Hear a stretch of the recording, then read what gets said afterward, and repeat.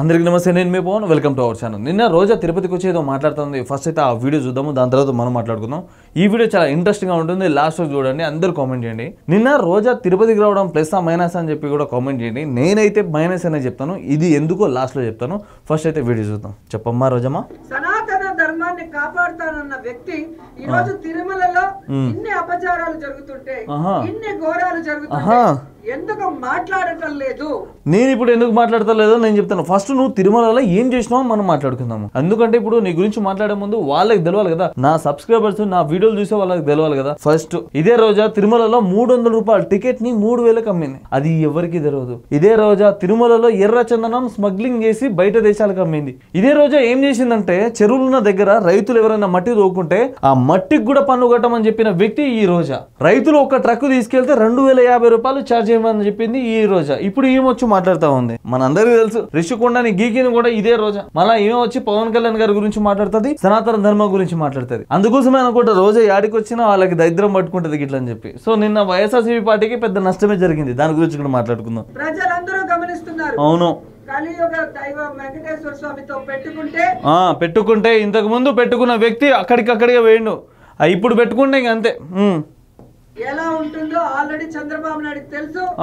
పవన్ కళ్యాణ్ కూడా ఈ మధ్యలో కొంచెం రుచి చూశాడు. ఓహో, పవన్ కళ్యాణ్ రుచి చూసిండా? ఏది ఇప్పుడు పవన్ కళ్యాణ్ గారి కొడుకు యాక్సిడెంట్ అయింది గిట్లని చెప్పి ఆ పరంగా నువ్వు మాట్లాడుతున్నావా? సిగ్గుండాల కొద్దిగా. నువ్వు ఒక లేడీ పుట్టి ఒక చిన్న పొరగాడి గురించి మాట్లాడుతా ఉన్నావు. సిగ్గుండాల. పవన్ కళ్యాణ్ గారి కొడుకు ఏం చేసిండు? పవన్ కళ్యాణ్ గారు సనాతన ధర్మం గురించి మాట్లాడుతూ ఉన్నాడు. దాంట్లో తప్పేముంది? నీకు ఎట్లాగో మాట్లాడడానికి చేత కాదు, ఒక మాట్లాడుతున్న వ్యక్తిని కూడా మాట్లాడించాలి కదా, లేకుండా ఆయన వెనకాల ఉండాలి కదా. అసలు మళ్ళీ చెప్తా ఉన్నా రోజా గారు, నాకు మీరంటే చాలా రెస్పెక్ట్, మీరంటే చాలా గౌరవం ఉంది. ఆ గౌరవం పోగొట్టుకోకండి.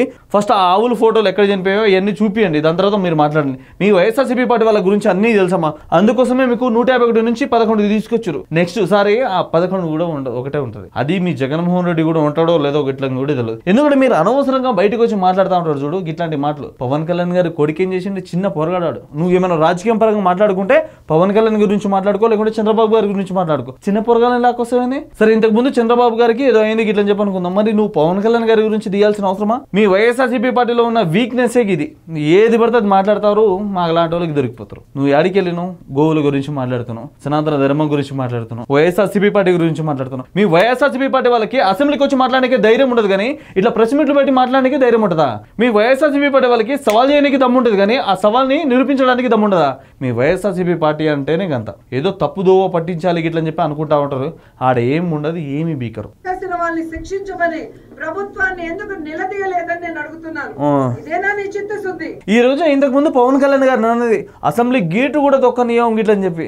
ఇప్పుడు ఆ పవన్ కళ్యాణ్ అసెంబ్లీలో దర్జాగా కూర్చున్నాడు, ఏమేమో ఇక్కడ బయట రోడ్ల మీద కూర్చుంది. ఒక వ్యక్తి గురించి మాట్లాడే ముందు మనం ఏమని మాట్లాడుతున్నాం, ఎంతని మాట్లాడుతున్నాం, మన స్థాయి ఏంటి, మనం ఏంటి గిట్లని చెప్పి అనుకోవాలా. అసలు పవన్ కళ్యాణ్ చేసిన పనుల గురించి మాట్లాడుకునే అర్హత ఉందా నీకు? పవన్ కళ్యాణ్ గారి గురించి మాట్లాడుతున్నాను. పవన్ కళ్యాణ్ గారు డొనేషన్లు చేసిన పైసలతోని నీ ఆస్తి మొత్తం తీసుకోవచ్చు, అంతగానో ఖర్చు పెట్టిండు. ఈ చేతితో ఇచ్చి ఈ చేతితో తెలియకుండా నీ పనులు చేసిండు. అట్లాంటి వ్యక్తిని నువ్వు మాట్లాడుతా ఉన్నావు. అదే పవన్ కళ్యాణ్ అరకులో తండాలు ఉంటాయి, ఆ తండాలకి నువ్వు కాదు కదా, మీ జగన్మోహన్ రెడ్డి కూడా వెళ్ళాలా. ఆడికెళ్ళి రోడ్లు ఇప్పించిన వ్యక్తి అదే పవన్ కళ్యాణ్. నువ్వు ఆ పవన్ కళ్యాణ్ గురించి మాట్లాడుతా ఉన్నావు. నువ్వు పవన్ కళ్యాణ్ గురించి మాట్లాడుతున్నావు. పవన్ కళ్యాణ్ గారికి జరిగిన సంఘటన గురించి మాట్లాడుతూ విను. పవన్ కళ్యాణ్ గారి పెద్ద కొడుకు బర్త్డే ఒక రోజు, చిన్న కొడుకు అదే రోజు యాక్సిడెంట్ అయితే పవన్ కళ్యాణ్ పర్యటన కోసం ఒక విలేజ్కి వెళ్తే అక్కడికి ఎవరి దగ్గర వెళ్లకుండా ప్రజల దగ్గరనే ఉండి వాళ్ళ సమస్యలన్నీ తెలుసుకున్నాడు. ఆ వ్యక్తి గురించి నువ్వు బయటకు వచ్చి మాట్లాడుతా ఉన్నావు. నీకు సిగ్గుండాలా? ఫస్ట్ నీకు సిగ్గుండాలి. పవన్ కళ్యాణ్ గురించి మాట్లాడే అర్హత నీకు లేదు. నీకు నీ అన్నకి పదవులు ఇచ్చేసి ప్యాకేజీలు ఇచ్చేస్తే ప్యాకేజీలు వీళ్ళకు సీరియస్గా దమ్ము గురించి మాట్లాడుతూ ఉంటుంది కదా. ఈ రోజా నీకు దమ్మే ఉంటే పవన్ కళ్యాణ్ గారు ప్యాకేజ్ తీసుకున్నారు ఇట్లా అని చెప్పి నిరూపించవు. నువ్వు ఈరోజు కూటమి ప్రభుత్వంలో నువ్వు కూడా ఉన్నావు, సనాతన ధర్మాన్ని కాపాడుతానన్నావు.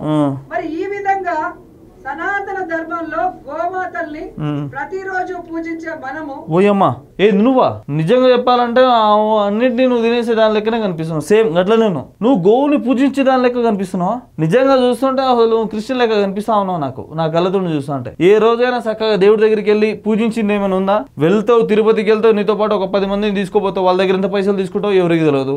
ఫ్లైట్ ఎక్కుతావు, గుడ్ మార్నింగ్ అంటావు, దాని తర్వాత మళ్ళీ ఆడికి పోతావు, ఎవరికి తెలియదు. ప్రజల సమస్యల గురించి మాట్లాడేదానివి అయితే ఇప్పుడు ఆ గోవులు చచ్చిపోతున్నాయి ఇట్లని చెప్పి అంటున్నావు కదా, ఆ గోవులు ఎక్కడ చచ్చిపోయినాయి ఏంది కదా ఇట్లని చెప్పి ఫోటోలు పెట్టు, రిలీజ్ అయ్యి నీ సోషల్ మీడియాలో. ఆడ చేయనికి చేత కాదు, బయటకు వచ్చి ధర్నాలు చేసుకుంటా లేకుంటే పోలీసులు మమ్మల్ని అరెస్ట్ చేస్తారు ఇట్లని చెప్పి మాట్లాడుకుంటే ఎందుకు చేస్తావు? దీన్ని చేతగాని తనం అంటారు. ఫస్ట్ అయితే ఆ అవులు ఎక్కడ చనిపోయినాయి, ఎవరి వల్ల చనిపోయినాయి గిట్లని చెప్పి ప్రూఫ్లు పెట్టు. నాన్న తర్వాత వచ్చి మాట్లాడు. నువ్వు పవన్ కళ్యాణ్ గారు సనాతన ధర్మం గురించి లేకుంటే కూటమి గురించి లేకుంటే వాళ్ళ అన్న గురించి నీకెందుకు? ఇంతకుముందు నువ్వు ఒక ఎమ్మెల్యేవి, ఎక్స్ మినిస్టర్వి అంతే. ఇప్పుడు నువ్వు ఏ పదవి లేదు, ఏమీ లేదు. మీ వైఎస్ఆర్సీపీ పార్టీ వాళ్ళ దాంట్లో నీకు ఏమైనా పదవులు ఉంటే వాళ్ళ దగ్గర తీసుకోగాని బయటకు వచ్చి నేనే ఇదంతా చేసినాను, జగనన్న కళ్ళల్లో పడాలి గిట్లని చెప్పి ఎట్లాంటి డ్రామాలు మాత్రం చేయమాక. తిరుపతిలో ఆవులు చనిపోతున్నాయి గిట్లని చెప్పి మాట్లాడుతూ ఉన్నారు. ఇదే రోజమ్మ 300 రూపాయలు టికెట్ 3000 అమ్మింది. 4 సంవత్సరాల అధికారంలో ఉంటే ఎంత పైసలు సంపాదించిందో గుర్తుపెట్టుకోండి. మళ్ళీ తిరుపతిలో ఎర్రచందనం మొత్తం స్మగ్లింగ్ చేసి బయట దేశాలు అమ్మి నువ్వు పైసలు దుబ్బిందానివి నువ్వు కూడా మాట్లాడితే యాడ చెప్పు? ఏ రోజైనా ఎవరికైనా డొనేషన్లు ఇచ్చినా, ఏ రోజు ఎవరికైనా ముసలోళ్ళకి నువ్వు అన్నం పెట్టినావు? పెట్టాలా? నీకెందుకు చెప్పు ఈ అనవసరమైన రాజకీయాలు? సపోర్ట్ చేయకుండా రామభజన ఇట్లని చెప్పి చేసుకుని బతకాలి నువ్వు. ఆ జగన్మోహన్ రెడ్డి మాట్లాడమంటాడు, నువ్వు వచ్చి బయటికి వచ్చి మాట్లాడతావు. దాని తర్వాత మళ్ళీ పడేది ఆ జగన్మోహన్ రెడ్డికి బొక్క. మీ అందరికీ తెలియదు, నిన్న ఈ రోజే తిరుపతికి వెళ్ళి జగన్కి సపోర్ట్ చేసి మాట్లాడితే 793 కోట్ల రూపాయలు జగన్కి బొక్క. ఈడీఓలు లాక్కి వెళ్ళిపోయారు. ఈ రోజక్క నిన్న తిరుపతిలో వెళ్ళడము ఆ జగనన్నకి సపోర్ట్ చేయడం మనందరికీ తెలుసు. రోజా లెగ్ పెడితే ఎట్లుంటుందో. సో జగన్కి నిన్న లాక్ ఇచ్చేసింది, 793 కోట్లు నాకు ఇచ్చేసింది. అనవసరంగా నిన్న వెళ్ళి ఏదో నేను చేద్దాం ఏదో చేసినాక ఇట్లని చెప్పి అనిపించుకునేలా అనుకున్నావు, కానీ ఆడ జరిగింది మొత్తం రివర్స్. జగన్ అన్నకి బొక్క పడ్డది. సో ఈమె లెగ్గు మన అందరికీ తెలిసింది, ఇప్పటి నుంచి కాదు ఎప్పటి నుంచో చేస్తూ ఉంది. నిన్న నువ్వు వెళ్ళిన దానికి జగన్ అన్నకు బొక్క పడ్డది. అదే పక్కన పెట్టేసి గోవులు యాడ చనిపోయినాయి అవి ఒక్కసారి నిరూపించి మాట్లాడు. దమ్ముల గురించి మాట్లాడే అర్హత మనకు లేదమ్మా. ఎందుకంటే 5 సంవత్సరాల అధికారంలో ఉన్నా మనం ఏమి చేయాల, ప్రజలకి ఏమి చేయాలి? వాళ్ళకి వచ్చిన పైసలు మొత్తం దొరుకుని తిన్నాం. చెరువులో ఇసుక దొరుకుంటే దానికి పైసలు ఏంటి? ఎవడైనా తీసుకుంటాడా? ఈ వైఎస్ఆర్సీపీ పార్టీ వల్ల తీసుకుంటారు.